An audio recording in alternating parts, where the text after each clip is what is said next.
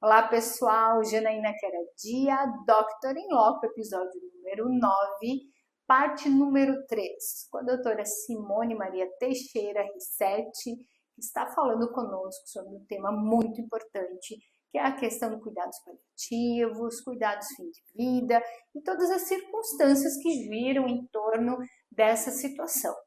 Hoje, agora, nesse momento, nessa parte que é número 3, se você ainda não acompanhou a parte número 2, número 1, vai lá, que foi muito especial, com muita informação importante para quem já se encontra numa situação com um ente querido, um familiar, um amigo, ou que tem alguém que conheça alguém que esteja passando por isso. É importante, curta, compartilhe e nos ajude a promover essa transformação social.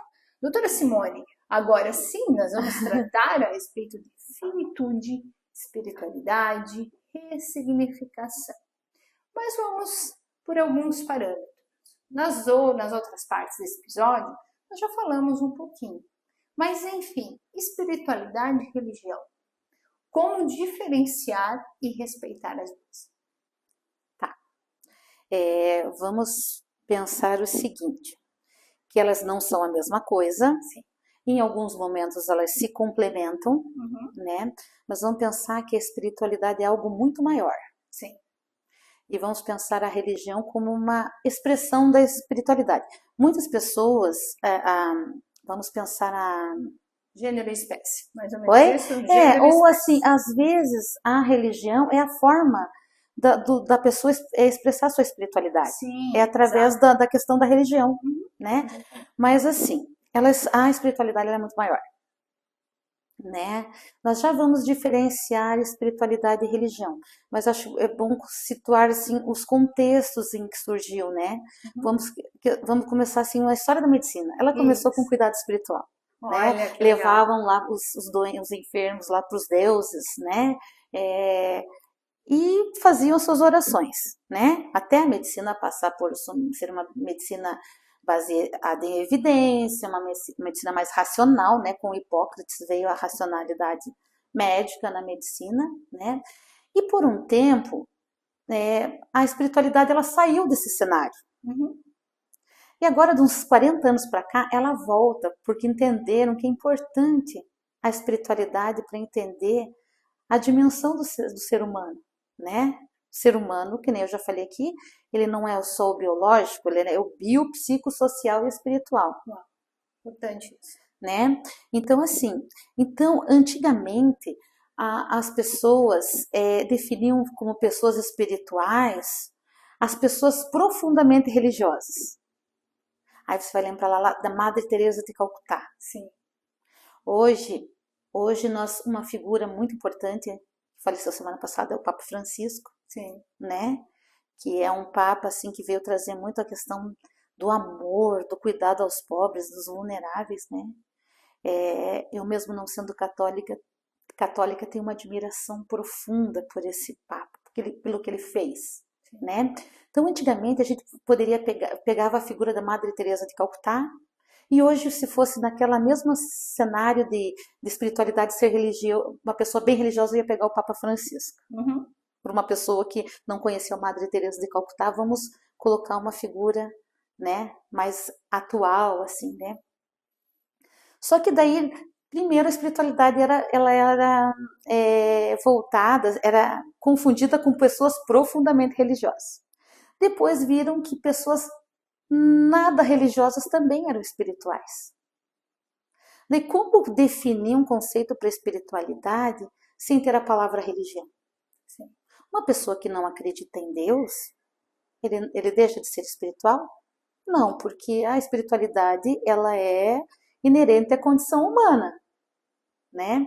Então, teve muita confusão no conceito de espiritualidade. E hoje eu vejo que as pessoas às vezes buscam experiências, elas estão tão sedentas para preencher essa dimensão, né? Que elas às vezes procuram experiências equivocadas. Sim. Eu vou usar uma droga, vou ter uma experiência. Não, isso não é espiritualidade, né? Então a espiritualidade, quando eles pensaram em criar um conceito, eles falaram assim, então vamos Tiramos a religião da espiritualidade, do conceito, né? Porque agora os religiosos também são espirituais. Como que a gente vai preencher esse vazio que a religião deixou aqui? Uhum. Daí o Koenig, que é um médico que escreveu Medicina, Religião e Saúde, em um livro dele, que eles fizeram um cenário, né, dos 30 anos da espiritualidade, né? Ele coloca que no início fizeram um buffet de psicologia positiva. O que é espiritualidade? Harmonia, paz interior, conexão com o todo, a pessoa estar super bem com ela mesma. Só que aí esse conceito ficou um pouco equivocado. Por quê? Uma pessoa com depressão, ela deixaria de ser espiritual? Não. Né? Uma pessoa numa condição de não ter uma racionalidade sobre suas ações, ela deixaria de ser espiritual? Até porque ela pode buscar a espiritualidade dela para ultrapassar essa fase que ela se encontra. Sim, sim, com certeza, principalmente no âmbito da depressão, Sim, né? sim. Mas uma pessoa que tem algum, vamos colocar, um comprometimento intelectual, alguma coisa, ela deixaria? E que esse comprometimento vai levar ela até o final da vida, vai acompanhar ela até o final da vida dela, né? Então, assim, o que colocar? Então, quando eles pensaram nesse buffet de psicologia positiva, notavelmente você vê que eles esse conceito que eles estavam fazendo iria contra o princípio da dignidade humana, Uhum. né? Que a pessoa tem o seu valor Sim. só pelo fato de ser pessoa, Sim. né? Então, eles entenderam a espiritualidade como uma busca de propósito e de sentido para a vida. E colocaram ela como a dimensão mais íntima do ser. Então tá.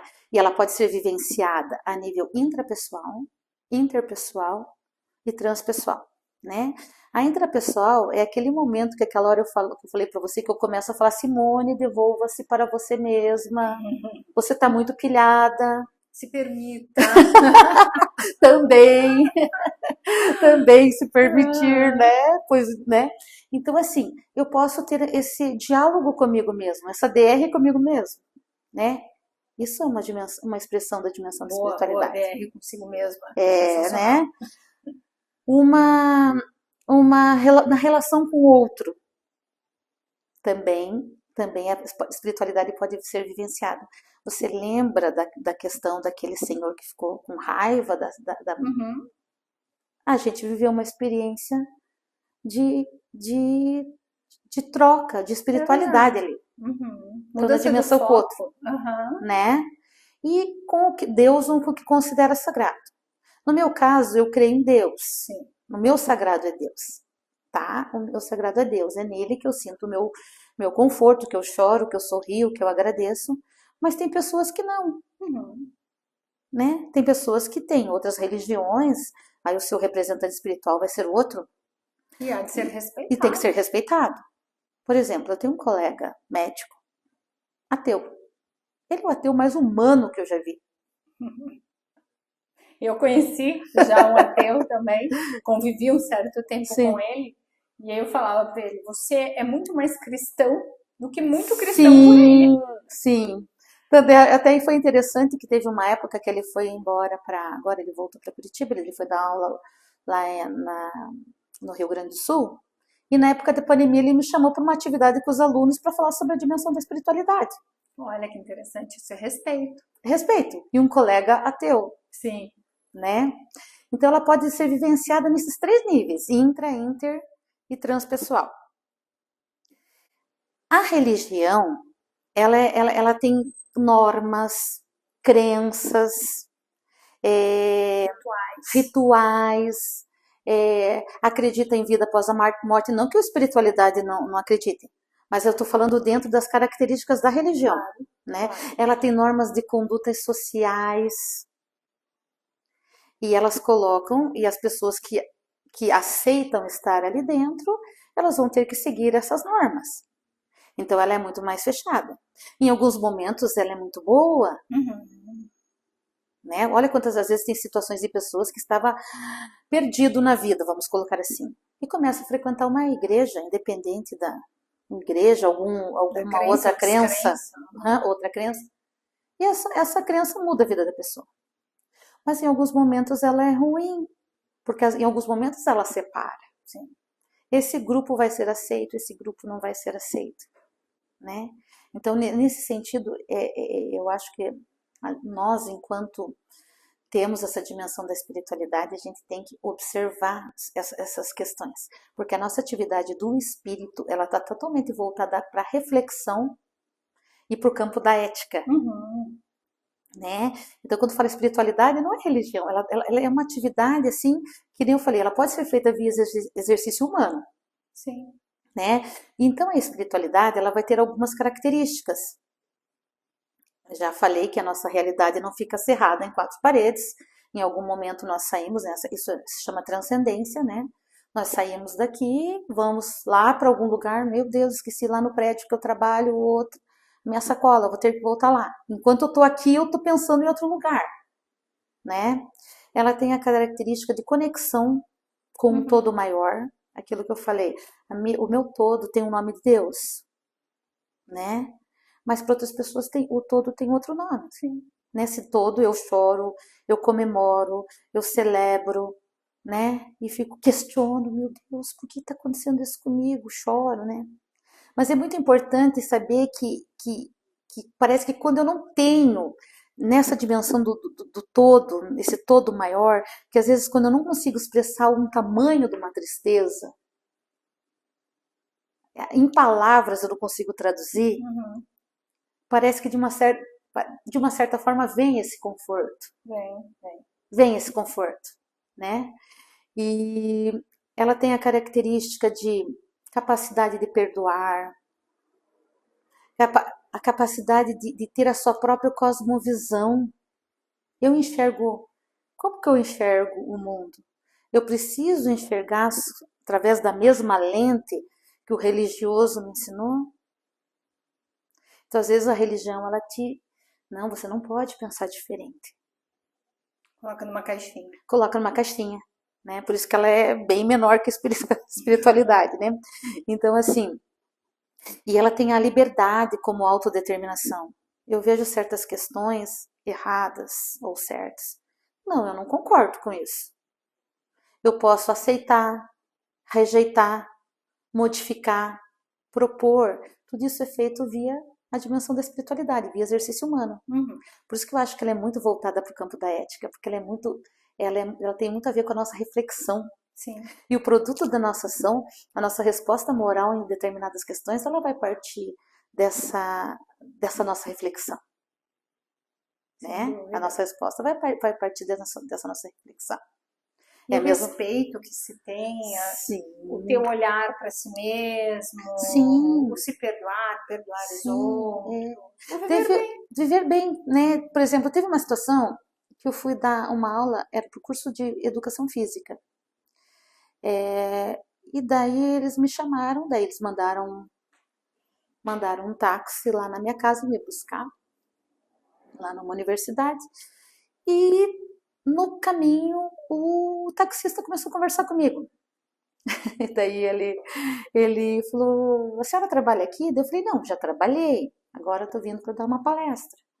Ele, sobre o quê? Eu falei, sobre espiritualidade e saúde. Nossa, que legal. Daí ele começou a falar, eu sou da Umbanda, eu toco o tambor, tá. A gente ensinou um cenário de respeito ali, sim, que ele começou a falar, e a gente chegou num denominador comum, Deus. Então, eu não vou julgar a religião dele. Nem somos nós. Não temos que fazer isso.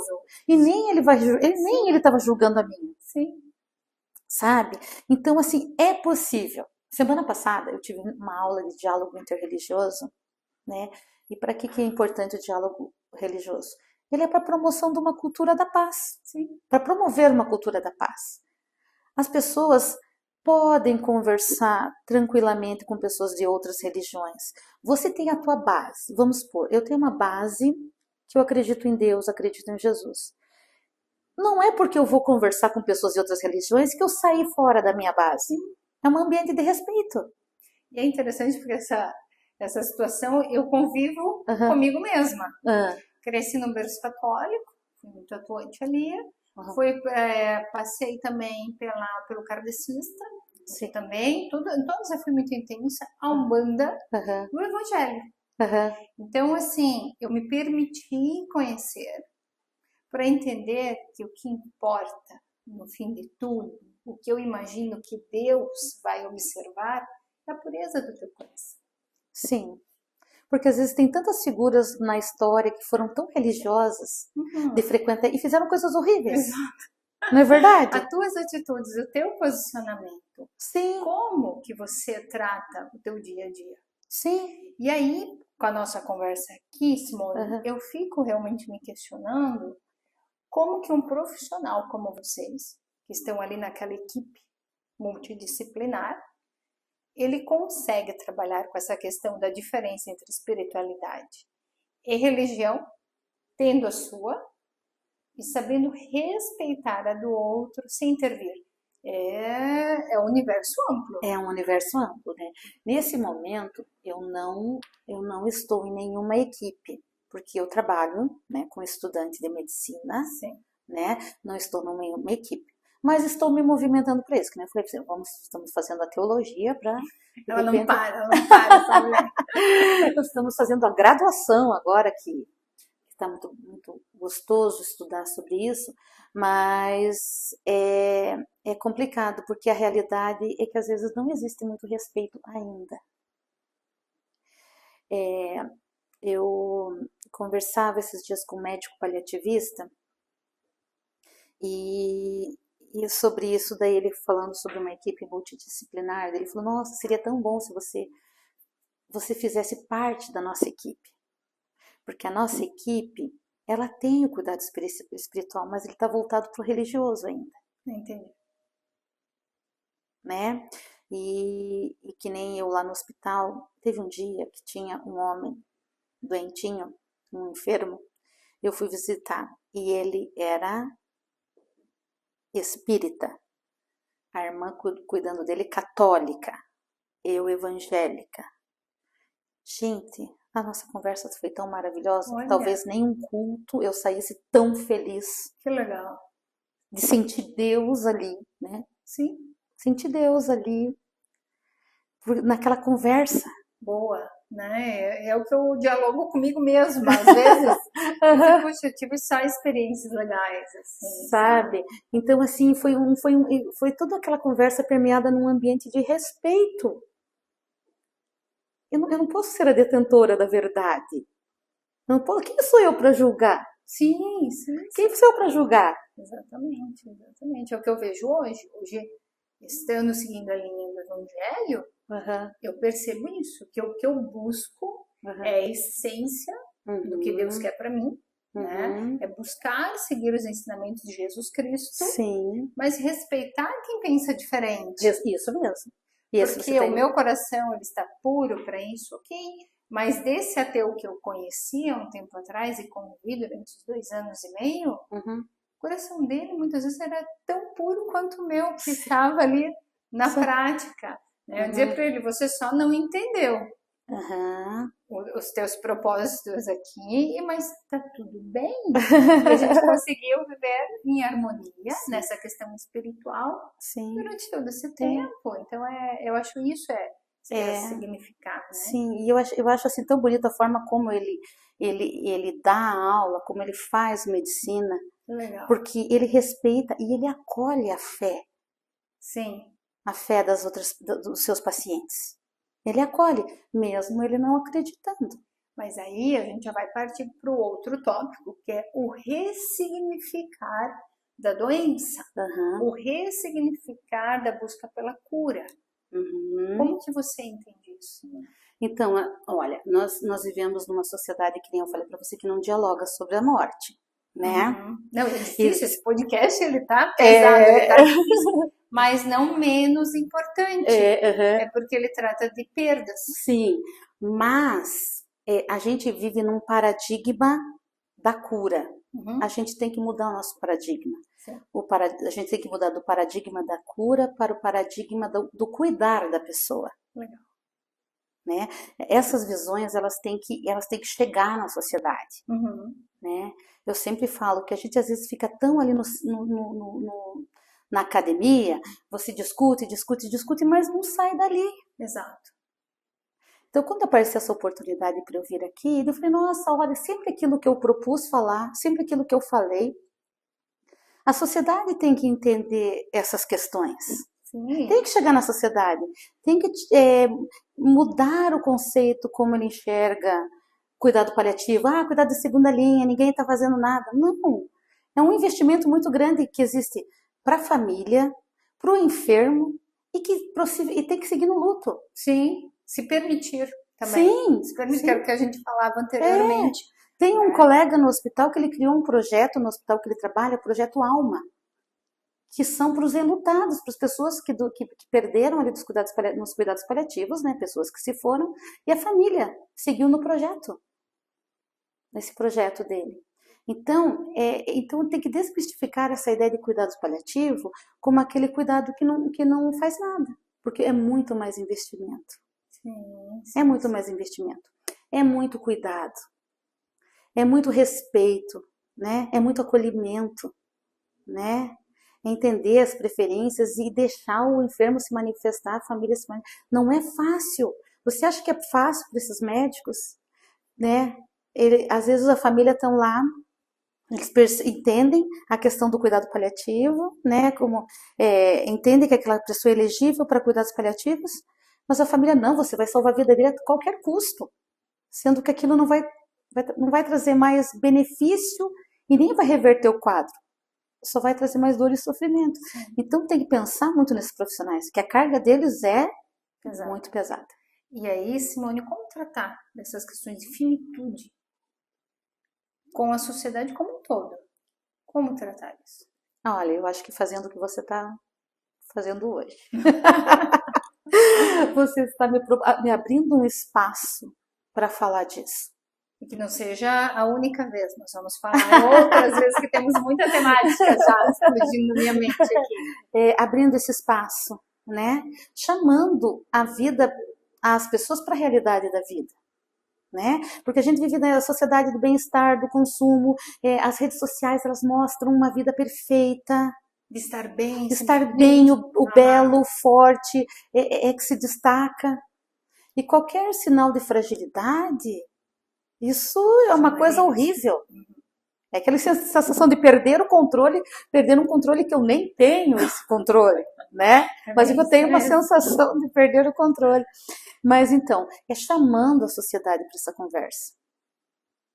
É chamando, uma coisa que eu fico pensando, as igrejas poderiam abrir mais esses espaços. Poderiam.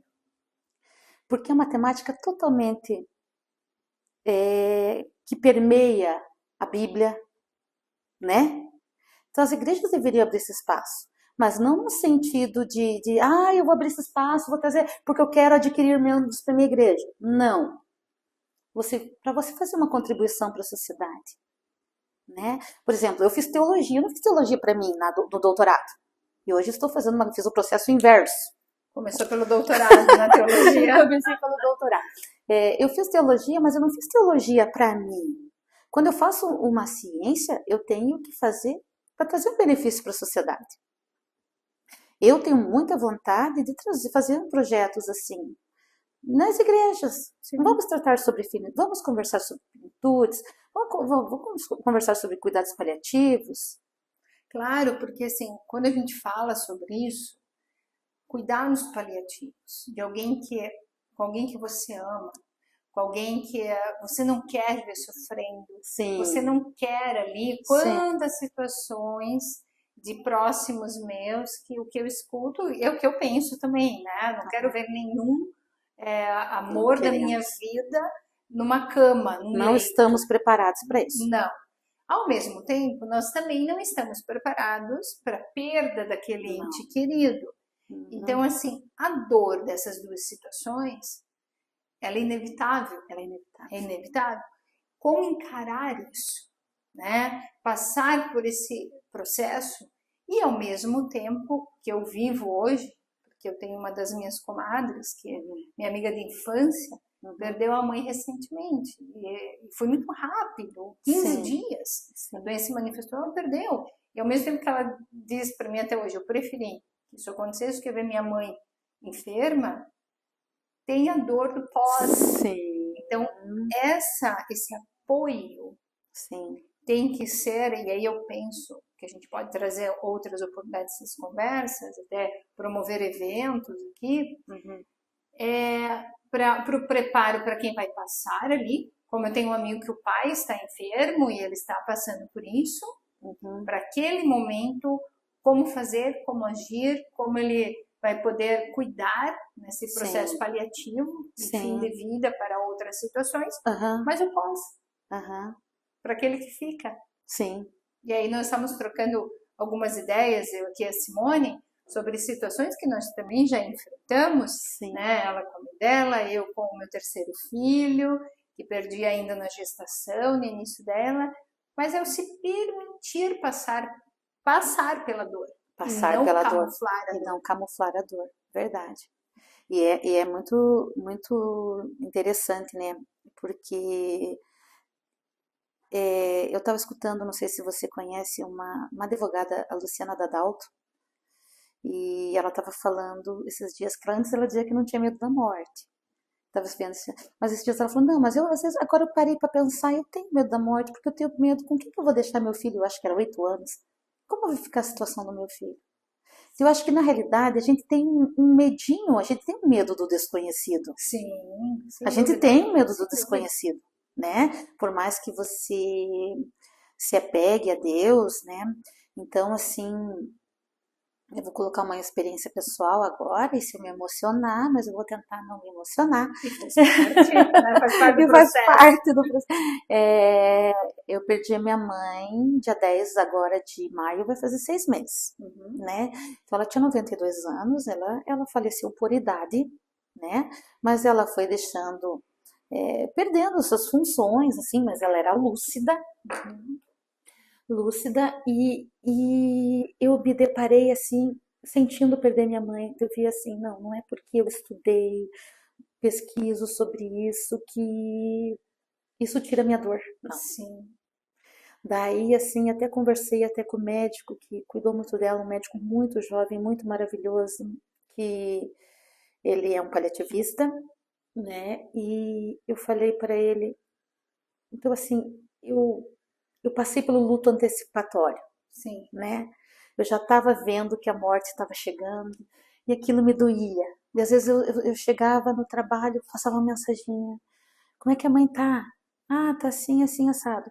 Daí tinha dias que vinha picos de esperança, mas sabia que era uma coisa provisória. E daí tinha dias que aquele desespero, né? Então foi assim muito difícil. Foi muito difícil você deixar. Então assim, a gente tem mania. Eu nunca tinha a oração do Pai Nosso, ela fez muito sentido naquele momento para mim. Porque a gente ora ela também assim, então às vezes sem pensar, seja feita a tua vontade. E teve um dia que eu falei, Senhor, leva a minha mãe. Pode levar, né? Porque ela tá sofrendo tanto, né? Então, leva no tempo certo. Não tô pedindo para abreviar a vida da minha mãe. Deixa ela viver até o tempo que ela tem que viver. Mas eu não quero ficar segurando ela aqui, né? Então, quando eu lembro que ela morreu no domingo, na sexta ela já não estava respondendo mais nada, estava assim, parecia que entrou num coma em casa. Sim. Respeitamos a autonomia dela. Às vezes ela estava ruim, mãe, quer ir no médico? Não, quero ficar em casa. Ela não queria. Terceiros vindo lá, fulana de tal, tinha a mesma coisa, é melhor levar no médico. Não entendendo que ela estava no processo dela de finitude, que não adiantava ficar usando medidas extraordinárias para algo que era inevitável, que era a morte. Né? Então, assim, daí você é meio incompreendido, porque quem não tem noção do conceito dos cuidados paliativos, por mais que não fosse por uma doença, mas era pela idade dela, eles vão achar, não, tem que fazer qualquer coisa. Né? Então, assim, a gente sempre respeitava a autonomia. Mãe, quer que o médico venha aqui? Não, quer ver o médico? Eu adorava o médico. Quer ver o médico? Não, não, não quero, eu quero ficar em casa, quero ficar em casa. Então, quando deu naquela sexta-feira que ela ficou bem, assim que a gente via, nossa, eu só liguei pro meu filho e falei assim, filho, acho que a avó tá indo. Daí ele só me ligou depois e falou, mãe, eu já pedi pra sair do meu serviço, eu vou ficar aí, eu vou dormir aí com vocês, né? Daí daí eu falei, pai, vamos fazer um culto aqui no quarto? Nossa, foi muito difícil, porque eu falei, pai, eu oro, o senhor ora. Daí meu pai falou, você ora. Daí eu li a Bíblia, fiz uma oração de entrega. Foi triste e lindo ao mesmo tempo, né? Estava no quarto eu, uma irmã, meu pai, meu filho, mais uma irmã que eu tenho, uma irmã que é deficiente mental, né? O pai não quis fazer, ele chorou muito, eu chorei muito, todos choraram muito, mas a gente fez oração de entrega, a gente cantou um hino, falei, vamos fazer coisa que ela gostava. A gente cantou um hino, eu li a Bíblia, eu orei, né? Porque o pai, 71 anos de casado e 5 meses, Nossa, né? Então ele não estava uma em vida. condições, né? Então teve essa questão, entregamos. Daí no sábado passou daquele dia, muito suando muito, passei um vídeo pro médico. O médico falou, olha, pelo que eu vi, ela está em processo ativo de morte. Mas a gente não pode estimar quanto tempo, Nossa. né? Que vai. Daí, daí ela ficava suando, gelada e suando. Estava morrendo, né? Estava morrendo. Já não estava comendo há alguns dias e as pessoas, às vezes, a gente tem uma relação cultural com a comida muito curiosa, né? Tá feliz, come, vai comemorar. Tá triste, eu vou comer, hoje eu mereço um chocolate porque eu tô deprimido, tô triste, né? E daí, quando a pessoa deixa de comer, as pessoas acham que a pessoa tá deixando de comer, que ela vai morrer porque ela não tá comendo. Mas ela não está morrendo porque não está comendo, é o corpo dela que já está morrendo, se já não está aceitando a comida. Então ela já estava sem essa comidinha fazia uns 3 ou 4 dias, né? E daí eu passei mensagem para o médico, ele falou, acho que ela está em processo ativo de morte. Quando chegou a noite, uma hora o pai falou assim, foi uma coisa assim providencial, porque acho que pelo fato de eu pesquisar isso, para mim era muito importante estar com a minha irmã. E nós temos um rodízio de dormir lá, sabe? E era dia do meu irmão dormir lá. E daí eu não sei, eu peguei e falei pro meu irmão assim, troca comigo, deixa eu dormir hoje aqui. E meu irmão falou assim, não que ele não fosse importante estar lá, mas eu estava entendendo o que estava acontecendo ali naquele cenário, né? Sim. Eu só peguei e falei, eu dormi lá, e eu queria que minha mãe ela sentisse, que ela morresse, sentindo que ela estava junto das pessoas que ela amava. Né? Daí eu falei para outra minha irmã que mora perto da minha casa, eu vou dormir aqui. Ela falou, eu vou dormir com você. Daí até meu marido chegou e falou, mas aonde? Eu falei, não, eu durmo no sofá ali, ela dorme na cama. Não tem problema, falei para ele. Daí ela dormiu lá. Então a gente pegou, daí quando deu uma meia-noite, meu pai chamou, tua mãe tá tão gelada, tá suando, tá gelada. Daí claro, eu tremi, né? Liguei pro SAMU e o médico maravilhoso, meu Deus, que médico maravilhoso do SAMU. Ele foi lá, ele falou, olha, ela realmente está em processo ativo de morte, eu não sei quanto tempo, se ela vai durar mais um dia, 2 dias, 1 hora, 2 horas, né? Porque não tem como. Não tem como estimar, né? Daí, mas ele foi tão acolhedor, ele foi de uma sensibilidade que eu até liguei na prefeitura para fazer um elogio para ele. Que legal. Liguei porque meu pai ficou encantado com aquele médico e eu e minha irmã. Daí o que que ele falou? Então ela tá nessa situação. O que que nós fizemos? A gente deixou o pai deitadinho ali do lado dele e nós duas pegamos 2 bancos e ficamos assim, ó, na cama. Na cama. Daí, quando foi à noite, o meu, uma hora amanheceu, eu só fui para casa, falei pro meu marido bem assim, Falei, meu Deus, eu preciso tomar um café, preciso fazer um café. Daí nisso o médico já falou, olha, pode ser que se acontecer, pode acontecer uma sororoca da morte, se acontecer assim, é um ruído diferente, tá. Daí a minha irmã me ligou, minha irmã me chamou, Mônia, sororoca. Daí eu fui lá, né? E daí mas foi tão curioso que tinha uma irmã que 7 horas da noite, da manhã, que ela chegou, era 7h15, porque todo mundo perguntou, como que a mãe tá? Ah, a mãe tá indo, a mãe tá indo. Ela chegou 7h15 da manhã, daí entrou no quarto. Quando foi 7h20, a minha mãe deu os últimos suspiros. Claro, foi um quadro assim que você começa a chorar assim, mas o que me confortou, eu chorei, eu abracei meu marido, daí já estava meu cunhado lá. Eu falei, eu não vou dar conta, eu não vou dar conta. Ele falou, não, né? Tipo, mas o que me deu aquela paz em meio à tristeza foi saber que ela não morreu sozinha, morreu do jeito que ela queria. Sim, sem dúvida. Uau, que experiência, hein? Experiência acadêmica, experiência de estudante, experiência profissional, experiência pessoal que você nos trouxe hoje aqui, Luciana. Luciana não, já estou confundindo, já chamei a Luciana junto. Simone, doutora Simone, mas eu sei que você preparou uma mensagem especial também para nós aqui da Inloco. Ah, tá. Antes disso, lembra que eu falei para você que tem certos conceitos que a sociedade precisa saber, né? Então a gente discute muitas questões éticas assim, é eutanásia, eutanásia a eutanásia é proibida no Brasil. Sim. Mas o que acontece muito nos contextos hospitalares? Acontece a distanásia, né? Que ela é um prolongamento artificial da vida. Entendi. Tá? Que só traz dor e sofrimento para a pessoa do enfermo, né? Então ela vai estar com medidas desproporcionais, vão estar fazendo tratamentos fúteis ou inúteis que não vão ajudar em nada no plano terapêutico dela, porque a finitude já está ali, né? Então não se prolonga o processo do viver, se prolonga o processo do morrer com muito mais dor e sofrimento.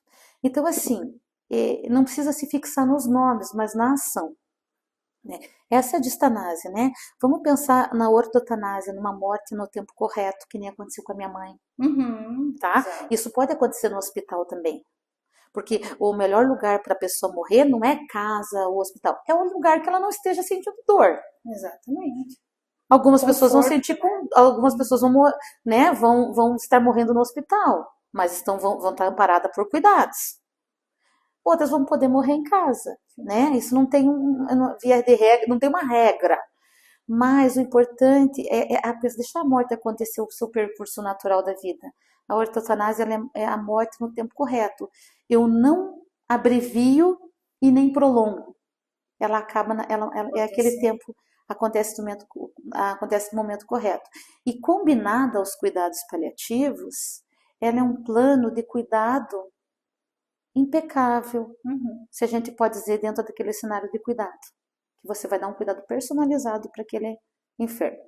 Sem dúvida, certo? Nossa, muito importante essas considerações, porque as pessoas reflitam para refletir, na hora que realmente elas estiverem ali, passando por essa situação, entendendo que está sentindo dor, mas a dor de quem está enfermo.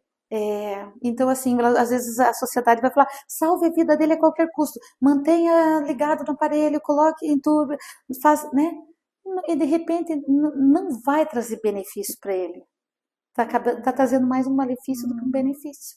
Então, deixa a morte seguir o seu curso natural da vida, né? A morte faz parte da vida. Evitar, né? O egoísmo. Evitar o egoísmo, porque às vezes a gente pensa na gente e não pensa no protagonista do cuidado, que é aquela pessoa que está se despedindo da vida. E a nossa mensagem especial que você preparou para nós? Então, como eu já falei bastante, eu falo bastante. É uma delícia. Vamos fazer outros, viu? Vamos fazer outros, sim. Então, para resumir tudo isso que eu falei sobre o cuidado integral, o cuidado do ser humano integral, que abranja todas essas dimensões, seu biopsico, social e espiritual, eu não quis falar mais um pouco, eu quis trazer uma mensagem de um livro, do Bernard Lawn, A Arte Perdida de Curar, né? E ele é um médico, né? E ele, no seu livro, ele coloca a experiência de um ensaísta do The New York Times, um dia antes de morrer. Nossa. Então, vocês reflitam, né? Você e o pessoal que estiver escutando, reflitam nessa questão. Olha a necessidade que uma pessoa que está lá no seu leito de enfermidade, próximo a se despedir da vida, né? O que ele considera como importante para ele? Sim. Então eu vou ler só um parágrafo. Por favor. Ó, esqueci o óculos. Então, o que ele falou? Às vésperas da morte, né? Vitimado por um câncer de próstata. Eu não tomaria muito tempo do meu médico. Desejaria apenas que matutasse sobre a minha situação talvez uns 5 minutos. Que por uma vez me franqueasse a mente por inteiro. Que por um breve tempo se vinculasse comigo. Esquadrinhando-me a alma tão bem como o meu corpo, para então entender o meu mal, pois cada indivíduo adoece à sua maneira. Assim como me pede exames de sangue e dos ossos de meu corpo, desejaria que meu médico me examinasse considerando o meu espírito, tanto quanto a minha próstata. Sem um reconhecimento desses, não sou mais do que uma doença. Uau! Isso fica então é realmente uma reflexão. Sim. Cada indivíduo tem a sua forma, tem a sua limitação. As doenças, elas acabam se manifestando de maneira diferenciada, mas a importância de profissionais como você, doutora Simone, que estuda, que se dedica e que tem um olhar diferenciado. Como eu me manifestei já nas outras partes, que nós tenhamos mais doutoras Simones por aí, que nós consigamos ter esse teu olhar diferenciado, que por todas as tuas experiências soube trazer para nós a técnica, a doutrina e a prática. Então, parabéns pela tua jornada. Obrigada. Pela tua trajetória. Obrigada. E já está convidada para voltar outras vezes aqui na Europa. Tá certo, eu que agradeço, Janaína, a possibilidade de trocar com vocês, né? E trabalhar essa temática tão importante, urgente e necessária para a sociedade. Com certeza, nós te agradecemos muito, doutora. E vocês que nos acompanharam aqui nessas 3 partes do episódio número 9, podem compartilhar, podem fazer realmente que com essas informações nós possamos atingir um número ainda maior de pessoas. É uma temática tão interessante, é uma situação necessária e inevitável. Então, que nós consigamos passar por tudo isso, tendo o conhecimento necessário para conseguir transbordar amor, carinho e, ao mesmo tempo, valorizar esse momento com os profissionais adequados, com a equipe, saber respeitar também tudo aquilo que vai ser nos encaminhado nesse momento, que é um momento difícil, mas ele é plenamente superado. Então, te convido para assistir também o episódio número 10, quando nós vamos passar para vocês as informações necessárias. Até mais, pessoal!